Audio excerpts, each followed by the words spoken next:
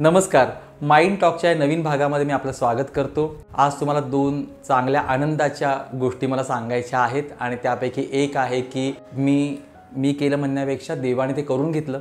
आपण post graduation diploma cosmetology आणि ट्रायकोलॉजी यामध्ये केला. म्हणजे जे काही कॉस्मेटॉलॉजीमध्ये स्किनची काळजी कशी घ्यायची किंवा आपल्या केसांची काळजी कशी घ्यायची, ग्लो कसा आणायचा याविषयी जे काही माहिती असते ती माहिती आपण त्याबद्दल अभ्यास केला, देवाने करून घेतला आणि त्या सर्टिफिकेशन आपल्याला मिळालेलं आहे. तर यापुढे आपल्याला त्या विषयांचे देखील व्हिडिओ पाहायला मिळतील.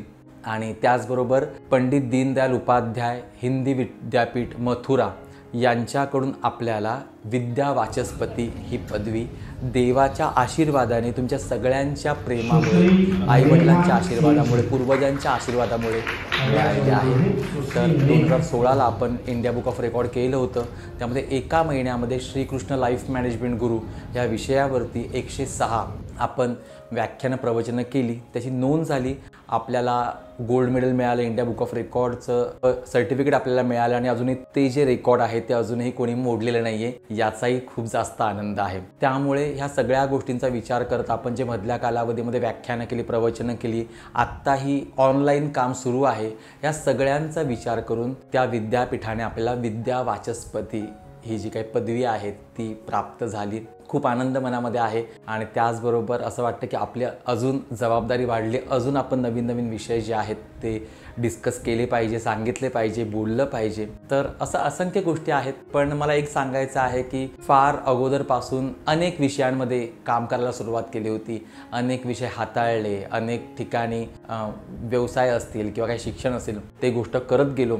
पण झालं असं की देवाने कुठे ना कुठेतरी मार्ग दाखवत गेला देव आणि इथपर्यंत पोहोचलो. मी सुरुवातीला म्हणजे 11वी-12वीला असताना जे प्रत्येकाचं स्वप्न असतं ना की आपण नाटकात काम करावं किंवा आपण असं काहीतरी रंगमंचावर यावं असं वाटतं प्रत्येकाला, आणि त्यात गैर आहे अशातला काही भाग नाही, तसं मला देखील वाटायचं. तर काही एकांकिकेमध्ये काम करणं असेल, मग असं होतं की आपण याच्याबरोबर काही करू शकतो का. तर मग मी मेकअप शिकायला सुरुवात केली. जे सिरियलमध्ये किंवा नाटकामध्ये मेकअप करतात ना कलाकार लोक, त्यांना मेकअप करायला सुरुवात केली. तर दोघं जण असे आहेत की ज्यांनी मला मेकअप शिकवला, त्यापैकी उदयराज तांगडी आणि दत्ता भाटकर काका, या दोघांकडे मी शिकलो. अनेक नाटकाचे दौरे केले, अनेक सिरियलला मेकअप केला कॉलेज करत असताना, शिकत असताना. त्यानंतर कॉस्मेटॉलॉजीमध्ये आपण कधी डिप्लोमा करू शकतो किंवा असं शिक्षण घेऊ शकतो हे मनात त्यावेळेला वाटलं नव्हतं. तर मी जेव्हा घरी आलो सर्टिफिकेट घेऊन, त्यावेळेला मी पहिला कॉल हा उदय दादाला केला आणि दत्ता भाटकर काकांना केला आणि सांगितलं का तुम्ही मला स्पंज हातामध्ये पकडायला शिकवलं, तुम्ही मला स्प्रे कसा मारायचा, मेकअप कसा करायचा, हे सगळं तुम्ही शिकवलं.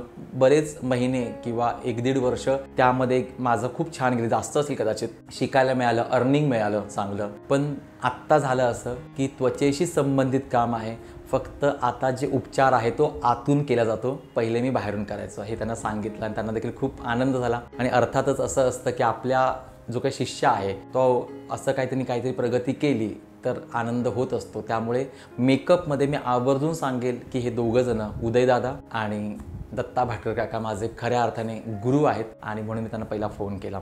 असं असंख्य गोष्टी आहेत. खूप काही शिकायला मिळालं, खूप काही करायला मिळालं. ज्यावेळेला व्याख्यानं प्रवचनं करायचो त्यावेळेला देखील दौरे व्हायचे, खूप ठिकाणी फिरणं व्हायचं आणि असं होत असताना व्हायचं असं की मग त्यावेळेला वाटायचं की याची दखल आपण करतो आहे, देव घेतो आहे दखल, पण अजून काही चांगलं होईल का, अजून काही करू शकतो का, अजून काही प्रगती करू शकतो का. पण देवाने अशी काही नियोजन केलं होतं की तुम्हाला अगदी विद्या वाचस्पती PhD पर्यंत देव पोहोचवतो. याचं एक कारण आहे का तुम्ही करत राहा, करत राहा, करत राहा, करत राहा, करत राहा, करत राहा, करत राहा, फक्त करत राहा.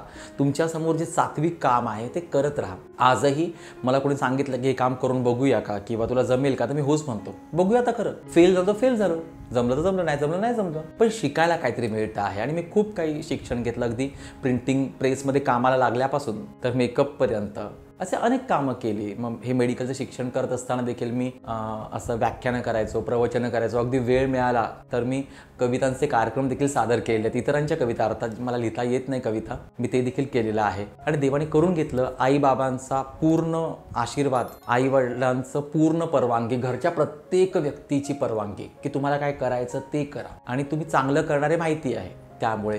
आणि ते एकच कारण आहे की त्या गोष्टी करायला सुरुवात केली आणि आज थोडीफार प्रगती इथपर्यंत करू शकलेलो आहे. तर एक प्रसंग सांगतो तुम्हाला की झालं असं की मला कीर्तन करता येत नाही आणि एक ओळखीच आहे ठाण्यामध्ये, ते बोले की दत्त जयंतीला कीर्तन करशील का. सुरुवात होती माझी, म्हटलं मला नाही कीर्तन करता येत, म्हणजे कर, मी नाही बोलत त्यांना. तर त्यांनी जबरदस्ती माझं नाव लिहिलं की दत्त जयंतीला नचिकेत दीक्षितांचं सुश्राव्य कीर्तन वगैरे लिहिलं, आणि मला खरंच कीर्तन जमत नव्हतं. आणि झालं गंमत अशी की मी प्रॅक्टिसला गेलो, आणि प्रॅक्टिसला गेल्यानंतर जे काही पकवाज वाजवणारे होते ना, तर ते बोलले की तुला गाता येत नाही आहे कीर्तन. असं मला खरंच नाही, अंग नाही आहे गाण्याचं. कीर्तनामध्ये जे गायलं जातं, पदं गायली जातात, मला अंग नाही आहे किंवा नव्हतं. तर त्यावेळेला ते बोलले की मी नाही तुला वाजवू शकत, मला माफ कर. मग आता माझ्या पंचायत झाली की होतं बोललेलो आपण, तर त्यावेळेला कीर्तनामध्ये पकवास पाहिजेच, त्याशिवाय कीर्तन पूर्ण होत नाही आहे. मग बाकी जे काही बोलण्यासारखं ते मला बोलता येत होतं. तर झालं असं की माझा एक मित्र आहे महादेव सावंत नावाचा, तर तो ना ढोलकी वाजवतो नाटकांमध्ये वगैरे. तर तेव्हा तो मला तो आठवला, आणि मी त्याला बोललो की अरे असं असं आहे, तू येशील का माझ्याबरोबर. तो नाही अजिबात येणार नाही, मी कधी कीर्तन वाजवलंच नाही आहे, मला माहितीच नाही आहे त्याच्या भाषेमध्ये वाजवणं. म्हटलं तू येतं खरं, नाही जमलं तर नाही जमलं, म्हटलं मला पण येत नाही कीर्तन, पण बघूया आपण प्रयत्न करून. आणि झालं असं की तो नाही बोलला. पण त्या दिवशी मला चांगलं आठवतं, दत्त जयंतीला मला 5 वाजता पोचायचं होतं. मी 4 वाजता त्याच्या घरी गेलो. तो नुकताच दौरण आला होता, झोपला होता. त्याला उठवलं, बाबा उठ, पाया पडतो, उठ, चल. नाही जमणार बोलतो, मला नाही वाजवता येणार. म्हटलं चल रे, चुकलं तर चुकलं, म्हटलं जर दोष काय लागला तर माझ्यावर गेले, कोणी काय बोललं तर मी ऐकून गेले, म्हटलं तू चल. तर तो कसा बसा उठला. आणि त्यावेळेला गंमत अशी झाली की तो आंघोळीला गेला होता, आणि त्याचा जो काही कुर्ता होता, शर्ट जे होतं ना, त्याला मी इस्त्री करत होतो. म्हणजे देवाने असं देखील कामं करून घेतली.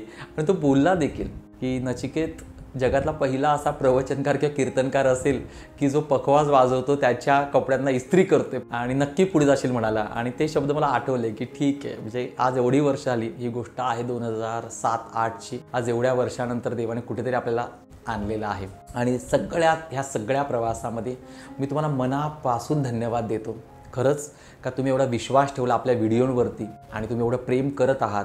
तुमचे कमेंट वाचल्यानंतर खरंच मला खूप भरून येतं. खूप छान तुम्ही कमेंट करत आहात. जर काही चुकत असेल तर तुम्ही ते अगदी गोड मानून घेता, अगदी प्रेमाने समजून सांगता कमेंटमधून, तेही खूप छान आहे.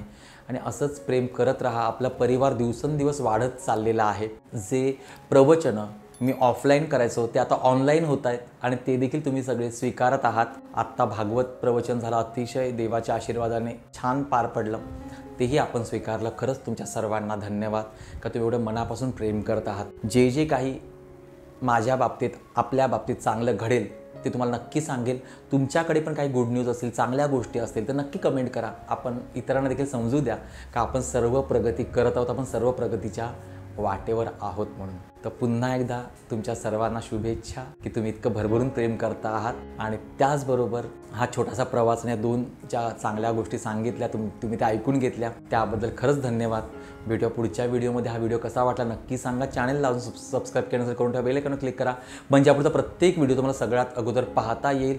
आणि जमलं तर व्हिडिओ नक्की शेअर करा, आणि हा व्हिडिओ लाईक नक्की करा, कारण की एका लाईकमुळे अशा प्रकारचे व्हिडिओ तुम्ही परत पाहू शकता.